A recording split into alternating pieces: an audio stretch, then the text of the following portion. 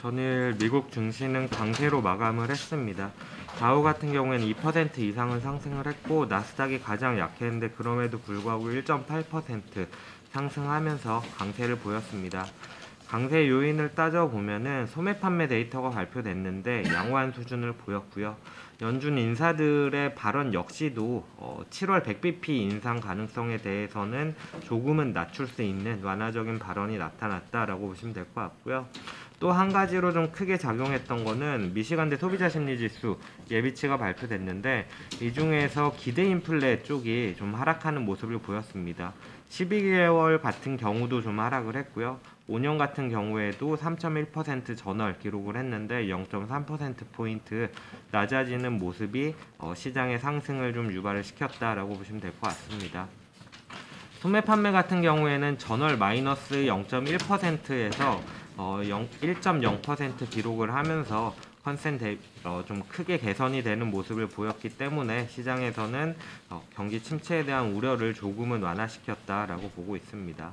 추가적으로 수입 물가 역시도 발표가 됐는데 컨센서스가 0.7%였는데 이것 대비로는 0.2%. 시장에서는 그러니까 확실하게 좋아지는 모습을 보였다라기보다는 좋아질 수 있는 여지가 있는 부분들에 조금은 집중하는 듯한 모습이었다라고 보시면 될 것 같습니다. 추가적으로 장 마감 이후에 백악관에서 사우디의 원유 증산을 기대하고 있다라는 얘기를 했었는데 사우디에서는 이에 대해서 증산 논의가 아직 이루어지지 않았다라고 밝힌 상황입니다.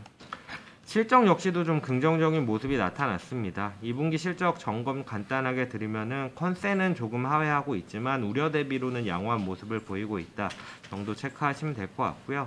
전일 같은 경우에는 시티그룹, 웰스파고 이 두 개의 은행 종목이 좀 실적을 발표했습니다.